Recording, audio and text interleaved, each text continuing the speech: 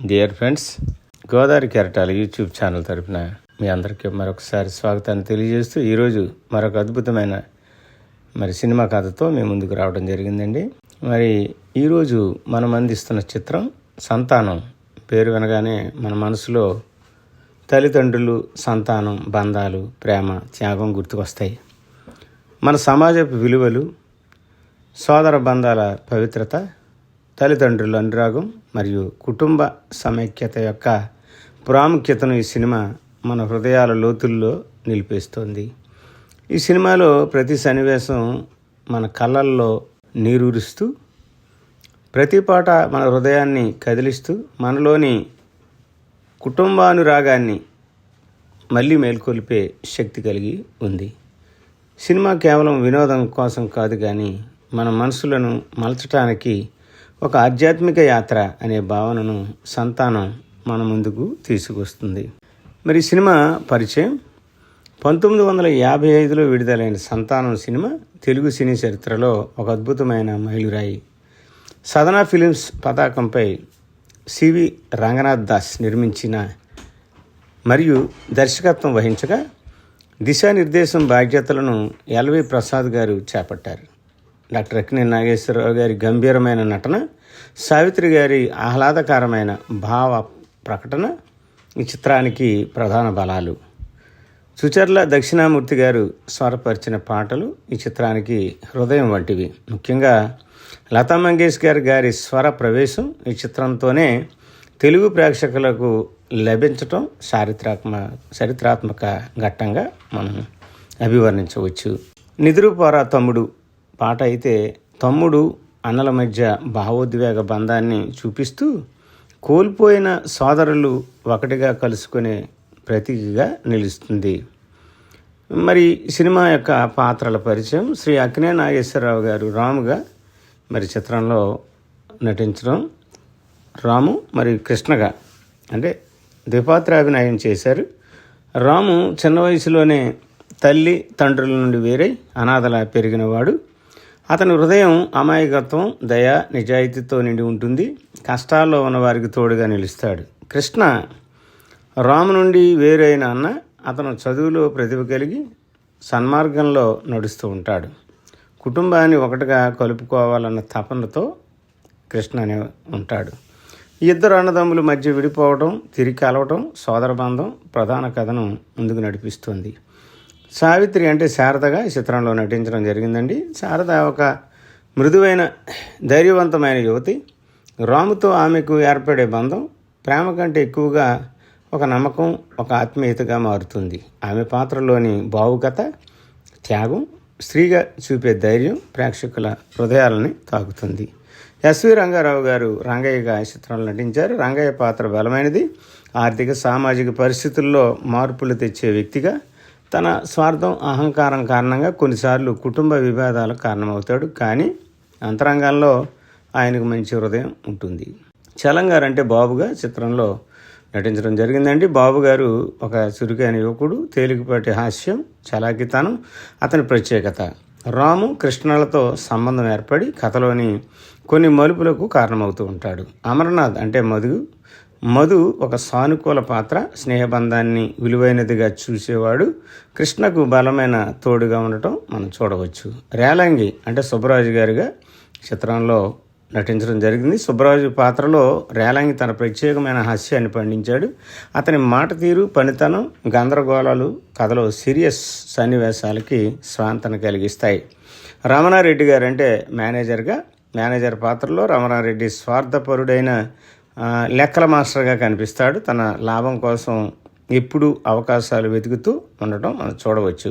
మిక్కిలినేని నరహరిరావుగా చిత్రంలో నటించడం జరిగింది. సమాజంలో గౌరవనీయుడైన ఉపాధ్యాయ కుటుంబ పెద్దగా నిలిచే వ్యక్తి. అతని మాట, నిర్ణయాలు కథలో కీలకమవుతూ ఉంటాయి. చదలవాడు సుబ్బయ్య గారు ఒక సరదా, హాస్యభరితమైన పాత్ర. చిన్న పనులతోనే ప్రేక్షకులను అలరిస్తాడు. అల్లు రామలింగయ్య గారు లింగయ్యగా ఈ చిత్రంలో నటించడం జరిగింది. లింగయ్య కూడా కామెడీ టచ్ ఉన్న పాత్ర. సన్నివేశాల మధ్యలో అతని ముక్కుసూటితనం హాస్యభరిత సంభాషణలను ప్రత్యేకంగా నిలుస్తోంది.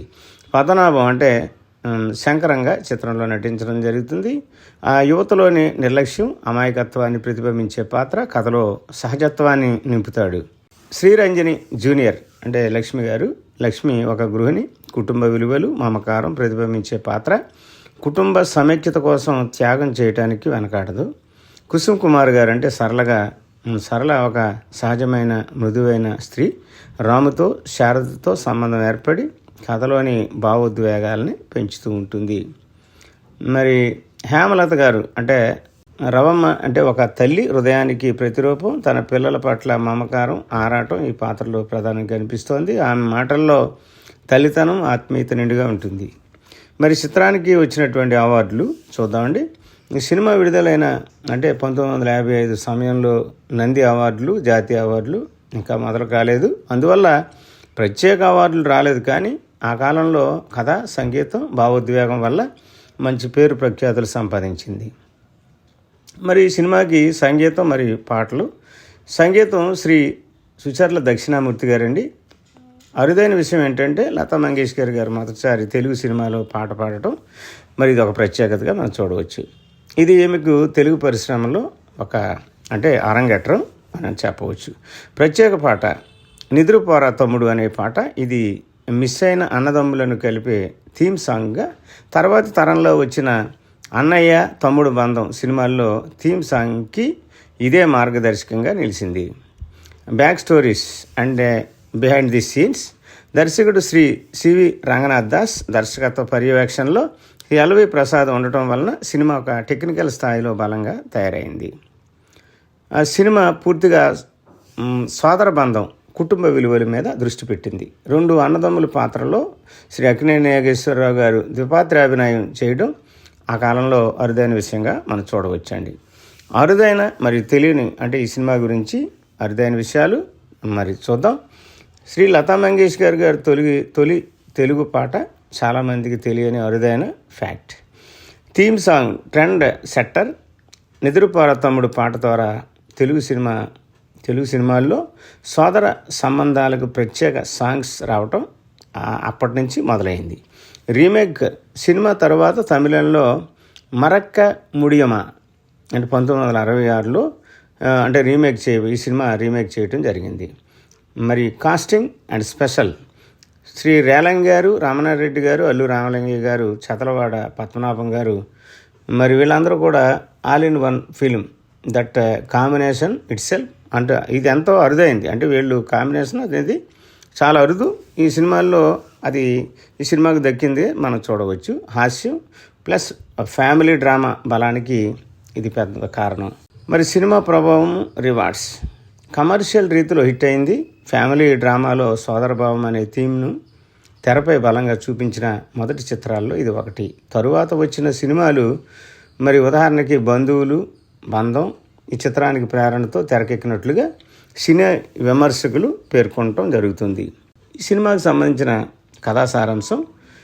సినిమా ఆరంభంలో రంగయ్య అనే కూలి జీవనం గడిపే మనిషి 2 పిల్లలతో ఉంటాడు. అతని భార్య 3వ సంతానానికి జన్మనిస్తూ మరణిస్తుంది. ఆ తర్వాత ఒక ప్రమాదంలో రంగయ్య తన చూపును కోల్పోతాడు. దీంతో 3 పిల్లలు అనాథలై తాము చూసుకోవలసినటువంటి పరిస్థితి వస్తుంది. దురదృష్టవశాత్తు 2వ కుమారుడు రాము రైలులో తప్పిపోయి ఒక నాటక కంపెనీలో చేరుతాడు. పెద్ద కుమారుడు లక్ష్మి ధనవంతుడు నరహరిరావు ఇంట్లో అతని కుమారుడు మధు సహాయంతో ఆశ్రయం పొందుతారు. ఒకరోజు చిన్నవాడు బాబు తన దగ్గర ఉన్న టోకెన్ కోసం ఒక దొంగ చేతికి చిక్కుతాడు. కానీ ఒక బలవంతుడు అయిన మస్తాన్ బాబా అనే మల్లయోధుడు అతన్ని రక్షించి పెంచుతాడు. ఏళ్ళు గడుస్తాయి. రాము ఒక నాటక నటుడవుతాడు. అతని యజమాని తన కూతురిని పెళ్లి చేసుకోవాలని బలవంతం చేస్తాడు. భయపడి రాము అక్కడి నుంచి పారిపోయి ధనవంతుడు సుబ్బరాజు ఇంట్లో చేరతాడు. అక్కడ అతను ఒక వంట పాత్రను సంపాదిస్తాడు. ఇదే సమయంలో సుబ్బరాజు కూతురు శారద రాముపై ప్రేమ పెంచుకుంటుంది. ఇక పక్క మధు, లక్ష్మి మధ్య ఒక అనుబంధం పెరుగుతుంది. మధు ఆమెను పెళ్లి చేసుకుంటానని వాగ్దానం చేస్తాడు. ఇది తెలిసిన నరహరి మధు విదేశాలకు వెళ్ళే సమయంలోనే లక్ష్మిని తన ఇంటి నుండి బహిష్కరిస్తాడు. ఇది ఇలా ఉండగా మస్తాన్ బాబా తన మృతికి ముందు బాబుకు అతని జన్మరహస్యాన్ని తెలియజేసి లొకేట్ ఇస్తాడు. ఆ తర్వాత బాబు నరహరి కూతురు సరళను దుష్టుల నుండి రక్షిస్తాడు. దీంతో సరళ అతన్ని ప్రేమిస్తుంది. కానీ తన కూతురిని తన సోదరుడి కుమారుడు శంకరంతో వివాహం చేయాలని ఆశపడిన నరహరి కోపంతో వారిని విడదీస్తాడు. ఇదే సమయంలో సుబ్బరాజు, రాము, శారద ప్రేమ వ్యవహారం తెలుసుకుని వారి పెళ్లికి అంగీకరిస్తాడు. రామును తన ఫ్యాక్టరీ జనరల్ మేనేజర్గా నియమిస్తాడు. విదేశం నుండి తిరిగి వచ్చిన మధు తన తండ్రి నరహరి చేసిన దుర్మార్గాన్ని తెలుసుకుంటాడు. ఆ సమయానికి లక్ష్మి సుబ్బరాజు ఫ్యాక్టరీలో కార్మికురాలుగా పనిచేస్తూ ఉంటుంది. అక్కడ మేనేజర్ కామయ్య ఆమెపై దురాశ చూపుతాడు. అప్పుడు బాబు ఆమెని రక్షిస్తాడు. ఆ గొడవలో లక్ష్మి అతన్ని లాకెట్ ద్వారా తన తమ్ముడిని గుర్తిస్తుంది. అంటే లాకెట్ ఆయన దగ్గర ఉంటుంది, అది ఒక టోకెన్గా మనం చూడవచ్చు. ఆ తరువాత ప్రతీకారంగా కామయ్య లక్ష్మిని అప్పుల్లో ముంచి ఆమెను ఇల్లు ఖాళీ చేయమని బెదిరిస్తాడు.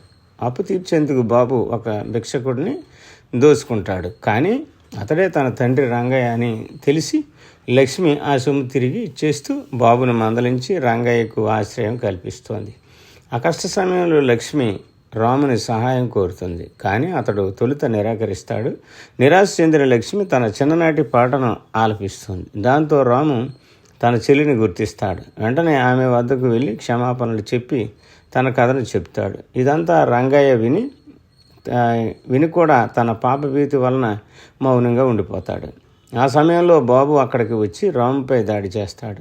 ఆ గందరగోళంలో లక్ష్మి గాయపడుతుంది. ఆమెను వెంటనే ఆసుపత్రికి తీసుకెళ్తాడు. అక్కడ మధు ఆమెకు చికిత్స చేస్తాడు. ఇదే సమయంలో దుఃఖంలో ఉన్న సరళను చూసి బాబు స్వాంతన చెప్తాడు. ఈ సంఘటనలన్నీ తెలుసుకున్న సుబ్బరాజు నిశ్శబ్దంగా అన్నదమ్ముల పెళ్లిళ్ళ ఏర్పాటు చేస్తాడు. విషయం తెలిసిన నరహరి అక్కడికి చేరి అడ్డుకోవాలనుకుంటాడు. కానీ రంగయ్య అతన్ని ఆపి పిల్లలు తిరిగి కలిసిన సత్యాన్ని బయటపెడతాడు. పిల్లల మధ్య ఉన్న ప్రేమను చూసి నరహరి తన తప్పును గ్రహిస్తాడు. చివరగా అన్నదమ్ములు తమ ప్రేమించినటువంటి వారితో పెళ్లి చేసుకుంటూ కుటుంబం మళ్ళీ ఒకటవుతుంది. సినిమా సంతోషకరమైన ముగింపుతో పూర్తవటం జరుగుతూ ఉంటుంది. మరి సినిమాలో అనేక ఘట్టాలు ఉన్నాయండి. వాటిలో కొన్ని సీన్స్ లేదా ఘట్టాలను మనం చూడవచ్చు. మొట్టమొదటిగా రంగయ్య కుటుంబ దురదృష్టం. రంగయ్య కూలిగా జీవనం సాగిస్తున్న సమయంలో భార్య మూడో బిడ్డకు జన్మనిస్తూ మరణించడం కథకు తొలి విషాద ఘట్టం. ప్రమాదంలో రంగయ్య కళ్ళు చూడలేకపోవడం, ముగ్గురు పిల్లలు తమ భవిష్యత్తు తామే చూసుకోవాల్సినటువంటి పరిస్థితి రావటం ఈ సన్నివేశంలో మనం చూడవచ్చండి. రెండో సన్నివేశంలో మరి పిల్లలు విడిపోవటం, రైలులో రాము తప్పిపోవటం, మరి నాటక కంపెనీలో చేరటం, లక్ష్మి నరహరి ఇంట్లో మధు సహాయంతో ఆశ్రయం పొందటం, చిన్నబాబు దొంగ చేతికి చిక్కటం, మస్తాన్ బాబు చేతిలో రక్షణ పొందడం, ఇది రెండో ఘట్టంలో మనం చూడవచ్చండి. మూడో ఘట్టంలో రాము శారద పరిచయం. రాము నాటక కంపెనీ నుండి పారిపోవడం, సుబ్బరాజు ఇంట్లో పనిచేయటం, అక్కడ శారదతో పరిచయం ఏర్పడటం, ఇది మూడో ఘట్టంగా మనం చూడవచ్చండి. మరో ఘట్టంలో మధు లక్ష్మి బంధం. మధు లక్ష్మి మధ్య ఏర్పడిన మమకారం, పెళ్లి వాగ్దానం చేయటం, నరహరి దీనికి అడ్డుపడి లక్ష్మిని ఇంటి నుండి పంపేయటం ఈ ఘట్టంలో మనం చూడవచ్చండి. మరొక ఘట్టంలో బాబు సరళ పరిచయం. మస్తాన్ బాబా తన మృతికి ముందు బాబుకు జన్మరహస్యం తెలియజేయటం, లాకెట్ ఇవ్వడం, బాబు నరహరి కూతురు సరళను దుష్టుల నుండి రక్షించడం, సరళ ప్రేమలో పడటం, నరహరి వారిని విడగొట్టడం, ఇది ఆ ఘట్టంలో చూడవచ్చండి. మరో ఘట్టంలో మధు తిరిగి రావటం ఈ ఘట్టంలో మనం చూద్దాం. మధు విదేశం నుండి తిరిగి వచ్చి తండ్రి దుష్టత్వాన్ని తెలుసుకోవటం, లక్ష్మి కార్మికురాలిగా జీవనం సాగించడం, కామయ్య ఆమెపై దురాశ చూపటం, బాబు ఆమెను రక్షించడం ఈ సన్నివేశంలో చూడవచ్చు. మరి లాకెట్ సత్యం బయటపడటం మరొక సన్నివేశంలో లక్ష్మి బాబును లాకెట్ ద్వారా గుర్తించటం, బాబు ప్రతీకారం కోసం తప్పు మార్గంలోకి వెళ్ళటం, రంగయ్యనే దోసుకోవటం ఈ సీన్లో చూడవచ్చు. లక్ష్మి అన్నింటినీ సరిచేయటం, రంగయ్యకు ఆశ్రయం కల్పించడం మరి ఈ సన్నివేశంలో ఉంటుంది. మరొక సన్నివేశంలో రాము లక్ష్మి గుర్తింపు. లక్ష్మి సహాయం కోరటం, రాము నిరాకరించటం, లక్ష్మి చిన్ననాటి పాట పాడటం, రాము ఆమెను గుర్తించి క్షమాపణ చెప్పడం ఈ సన్నివేశంలో. అంటే అన్నా చెల్లెళ్ళ భావోద్వేగ సన్నివేశం దీంట్లో మనకి ఉంటుంది. అదేవిధంగా మరొక సన్నివేశంలో గందరగోళం ప్లస్ ఆసుపత్రి ఘట్టం, బాబు రాముపై దాడి చేయటం, లక్ష్మి గాయపడటం, ఆసుపత్రికి తీసుకెళ్లడం, మధు చికిత్స చేయటం, బాబు సరళ మధ్య మామకారం బలపడటం ఈ సన్నివేశంలో. అంటే ఈ కథలో అన్ని బంధాలు మిళితమయ్యే ఘట్టం ఇది. మరొక ఘట్టంలో కుటుంబ సమైక్యం ప్లస్ ముగింపు. సుబ్బరాజు నిశ్శబ్దంగా పెళ్ళిళ్ళు ఏర్పాటు చేయటం, నరహరి అడ్డుకోవడానికి రావడం, రంగయ్య నిజం వెల్లడించడం, అన్నదమ్ములు కలుసుకోవడం, నరహరి తన తప్పు గ్రహించడం, అన్నదమ్ములు తమ ప్రేమించిన వారితో పెళ్లి చేసుకోవటం. అంటే ఇది హ్యాపీ ఎండింగ్గా మనం చూడవచ్చు. అదే సంతానం అనేటువంటి సినిమా ముగింపు అంటే సారాంశం ఈ విధంగా ఉంటుంది. రాము, శారద, బాబు ముగ్గురి జీవన గాథలో ఎన్నో విపత్తులు, వేరు కాబడిన అనుబంధాలు, దురాశ, దుర్మార్గాలు, ఆశ, నిరాశల ఘట్టాలు చూసాం. కానీ చివరికి కుటుంబ బంధం, స్నేహం, క్షమ మరియు ప్రేమతో ప్రతి విభేదం తొలగి సంతానం మళ్ళీ కలిసింది. నిద్రపోరా తమ్ముడు అనే గీతం కేవలం తెర మీద అన్నదమ్ముల్ని మాత్రమే కాకుండా నిజ జీవితంలో కూడా వేలాది మంది ప్రేక్షకుల హృదయాల్ని కదిలించింది. మరి ప్రేక్షకుల కోసం ముఖ్యమైన సందేశం ఏంటంటే ఇది ఒక జీవన పాఠం. కుటుంబ బంధం విలువ, ధనం, అధికారం, వ్యామోహాలు, వ్యూహాలు చివరికి క్షణికమే, కానీ రక్త సంబంధం, ప్రేమ, అనుబంధం అనేది నిత్యమైనవిగా చూస్తాం. లోభం, ద్రోహం నాశనం చేస్తాయి. మరియు రంగాలాంటి ప్రతీకార దురాశపూరితమైన రంగయ్య లాంటి ప్రతీకార దురాశపూరిత వ్యక్తులు చివరికి శూన్యమవుతారు. క్షమ, దయ, ప్రేమ విజయానికి దారులు. తమ్ముడి తప్పును క్షమించే అన్నయ్య, అన్నయ్యను వెతుక్కుంటూ బాధపడే చెల్లెలు, ఇవన్నీ మనకి సత్యాన్ని తెలియజేస్తాయి. లోతైన భావం ఏంటంటే అండి, సంతానం అనే పదం కేవలం పిల్లలని కాదు, అది వంశం, వారసత్వం, విలువలు, మనసు మధ్య వంతెన అని మరి ఈ సినిమా యొక్క సారాంశం అండి. డియర్ ఫ్రెండ్స్, ఇంతవరకు సంతానం 1955లో విడుదలైనటువంటి సినిమా అంటే కుటుంబ మరి ఒక అనుబంధాన్ని చూపేటువంటి అద్భుతమైన ఒక కథానికగా మనం చూడవచ్చు. ఇది ఒక సాంఘిక పాఠంగా మనం తెలుసుకోవడం జరిగింది. కుటుంబం విడిపోతే మనిషి నశిస్తాడు, కుటుంబం కలిసి ఉంటే సమాజం వెలుగుతుంది అనేది మనం ఈ చిత్రం ద్వారా మనం తెలుసుకుంటాం. డియర్ ఫ్రెండ్స్, ఇంతవరకు సంతానం సినిమా యొక్క కథను మీరు విన్నారు. మరి డియర్ ఫ్రెండ్స్, ఇంతవరకు మా ఛానల్ని మీరు ఎంతగానో ఆదరిస్తూ ఉన్నారు. ఇంకాను ఈ యొక్క ఛానల్ను ఫ్రెండ్స్కి అనేక మందికి పరిచయం చేయండి. అంత మాత్రమే కాకుండా దీన్ని షేర్ చేయండి, కామెంట్ చేయండి.